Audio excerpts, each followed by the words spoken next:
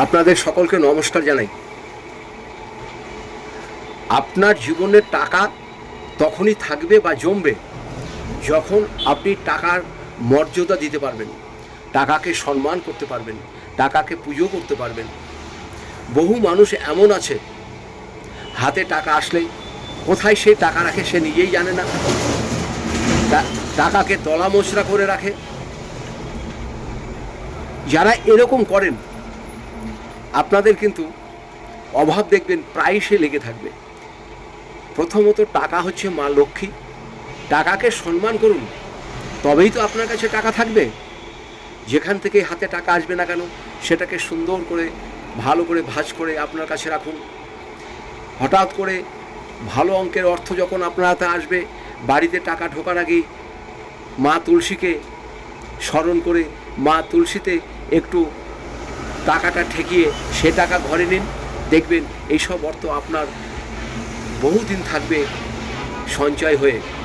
আর যারা টাকাকে অবহেলা করেন, টাকাকে সম্মান করেন না, যখন খুশি টাকা দিয়ে যা তা কিনে নেন, আমি আপনাকে বলছি টাকার সম্মান করুন। আজ থেকে সম্মান করতে শুরু করুন, দেখবেন অর্থের অভাব আপনার জীবন হবে না। যারাই টাকার মর্ম বোঝে না, এটা কিনছে সেটা কিনছে, একে ধার দিচ্ছে তাকে ধার দিচ্ছে, অশান্তি হচ্ছে। একটা মোবাইল আছে আর একটা মোবাইল কিনছে, আর একটা গাড়ি আছে আর একটা গাড়ি কিনছে, বিভিন্নভাবে পয়সাকে নয়ছয় করছে। এরকম করবেন না। কেন জানবেন, আজকে আপনার যদি ভালো সময় থাকে, আপনার কিন্তু এমন একটা দিন আসবে এই অর্থের জন্য আপনার দুঃখের সীমা থাকবে না।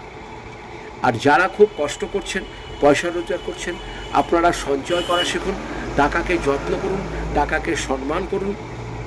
রোজগার করা টাকা মায়ের হাতে বা স্ত্রীর হাতে দিন, এনারাই আপনার ঘরের লক্ষ্মী।